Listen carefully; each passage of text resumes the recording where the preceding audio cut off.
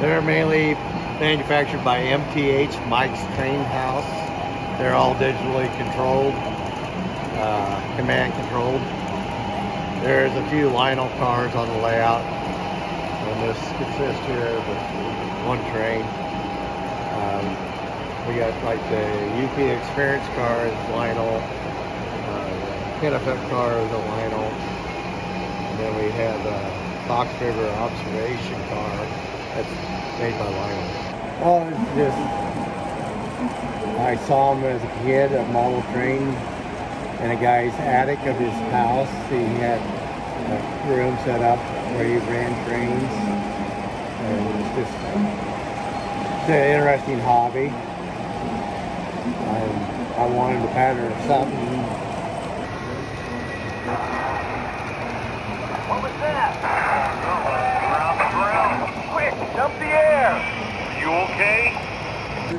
We pinch the wheel up against the rail. We got big airbags. Overhead on.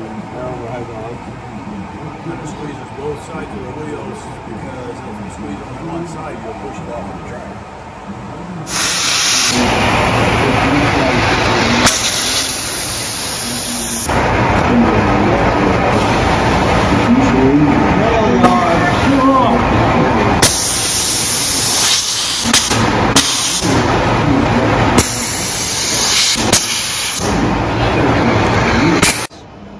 I set up the little scenes for the non-railroad part of it. A lot of them are pretty interesting.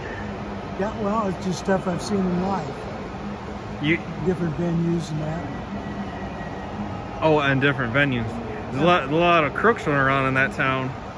There used to be a lot of crooks in North Platte before 1950s.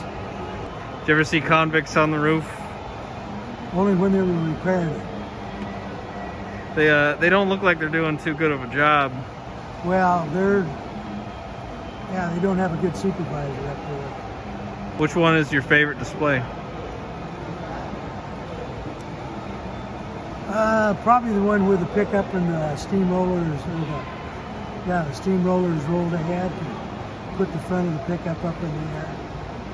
You got all the officials standing there looking at it, not knowing what to do.